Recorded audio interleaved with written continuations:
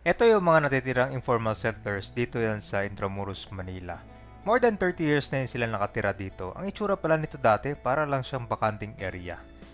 So dito yan sa Cabildo. Pero ngayon, totally na wipe out yung mga bahay dito dahil nasunugan. Ngayon lang doon nangyari to sa mahigit 30 years nang nakatira nila. Halos sa nawasak, talagang nabagsak dito. Kitang-kita mo yung resulta. So ito naman, after masunugan, agad umaksyon si Orme dito para sa mga nasunugan, mabigyan ng financial assistant para merong makain at matira na maayos yung mga naapektuhan dito. So nandito na tayo ngayon sa General Luna Street. Ito yung kabayang Casa Manila dito. So ang pupuntahan natin ngayon guys, itong nasunugan dito. So part 2 natin malapit lang dito sa Cathedral Manila. So nandito ngayon yung temporary, nandito muna sila ngayon. Pero nasunugan doon malapit to.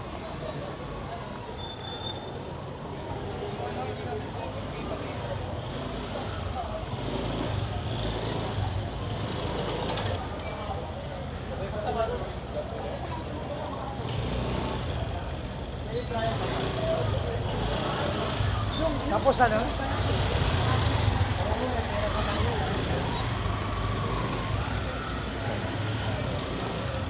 Yung iba nandito mga temporary pero nandun na sa may Delpan Evacuation Center para kukunin ng cash assistance saka yung mga tulong, yung mga pagkain.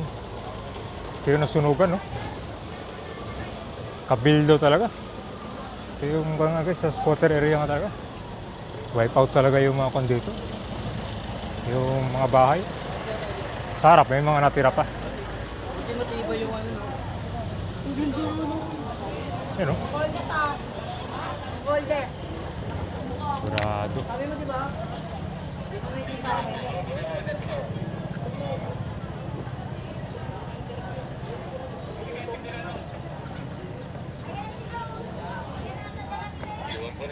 Dito naman, dito tumahan itong mga bahay dito sa likod.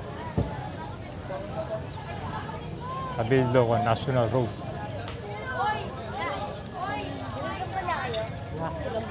Sir, ano oras nagsimula yung sunog dito, sir? Hindi ko po.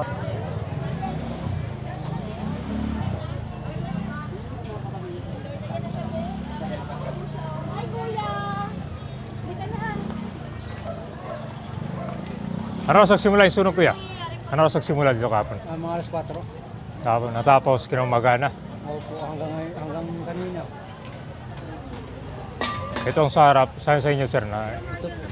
Ito sa inyo. Mukhang wala rin, wasaw din doon. Wala na yun. Delikado yung pag diyan ka nagdaan. Baka gaganon yun eh. Kwanto, sir? Bahay tsaka tindahan to? Hindi, bahay lang sa amin sir. Bahay lang. Oh, tindahan to dati pero ngayon naging pa na lang siya kasi maraming tindahan dito. Ito. Ano yung love triangle? Parang nagsimula sa isang pamilya. Oh. Kasi dito parang bira masunugan dito eh. Ngayon lang Pero to. talaga ngayon lang. Ngayon lang na. Kasi nasa loob ng Intramuros to eh. Hmm. Hindi maraming nagulat dito, mga foreigner kapon, no? Kasi guys, namamasal sila dito. Pero,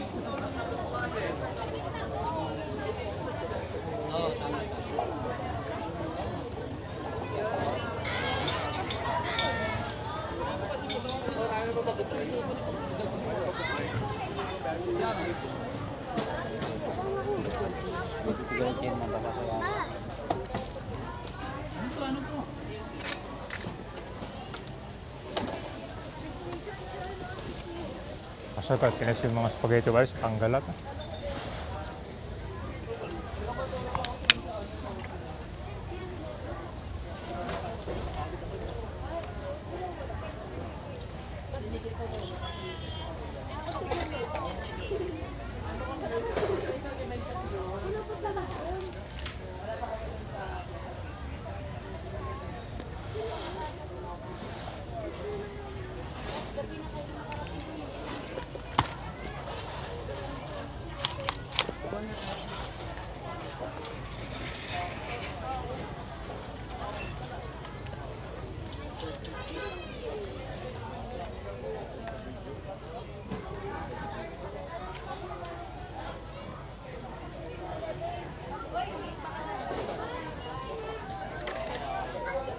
Galing na kayo sa Kanay. Galing na kayo sa Delpan. Opo.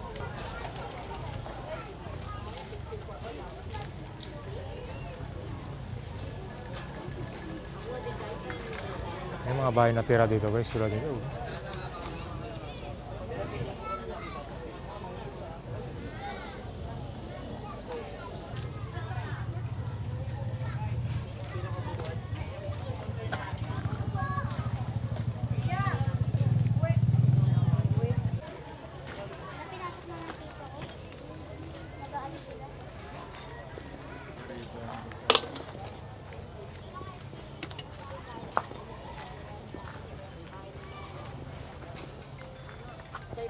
Yung computer shop nasusunog. Oh.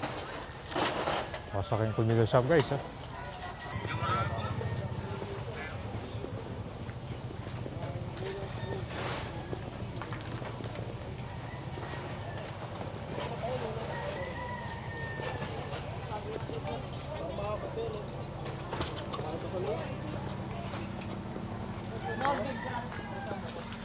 Hanggang doon, yun sa may kawali. Nagtun sa kumali yan? Ayan kasi si CR na yun, ayan. CR na yun. Ito, yung pangalawang kwarto, kung saan kami naglalagay ng mga damit. Kaya nga.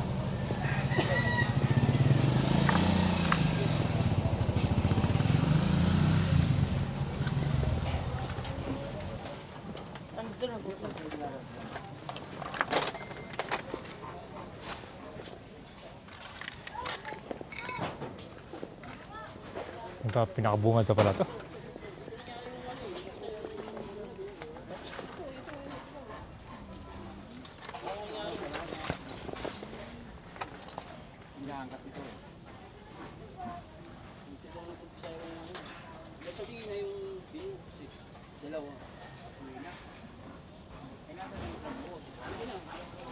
Puro konkreto naman yung mga bahay dito guys eh. No?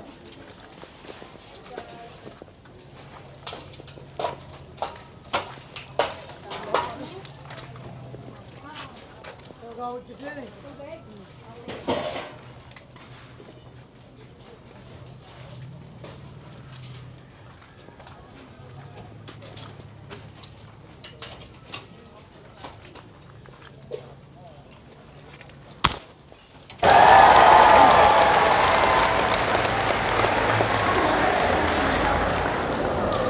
Parang nangyayari yun. Lalo na po sa isang bahay ka kayong pamilya. Eh, kahit paano, buo na uli. Ha? So, uli, ako'y nalulungkot, kahit wala tayong magagawa, nandiyan na yan, moving on.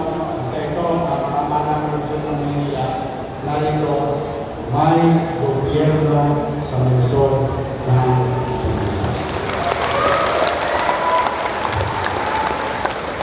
mga senior, nasa kayo?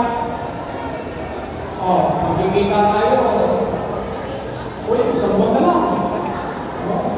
Magkikita tayo ng April. Alam niyo naman kayo sa April, di ba?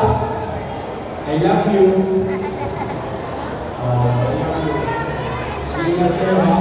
Palahin na mga kayo ng Manila! Thank you. Maraming natapos po ninyo matanggap ang inyo pong pinansyal na pangangailangan. Manatili pa lamang din po kayo nakaupo sa inyo pong mga upuan. Maya-maya naman din po ay atin naman pong ibabahagi ang inyo pong mga sleeping kit at ang ating po mga food boxes. Muli po, palakpakan po natin Yorme Isko Moreno Damadoso. Gayun din po ang ating minamahal na PC Alcalde, Vice Mayor Chi Atienza. Bisyo ngayon sa Nasurugan sa may Intramuros, Manila. Ito kadami kami nito, mabilis na aksyon agad sabi ni Yorme dito. Dapat po na agad mabibigyan ng ayuda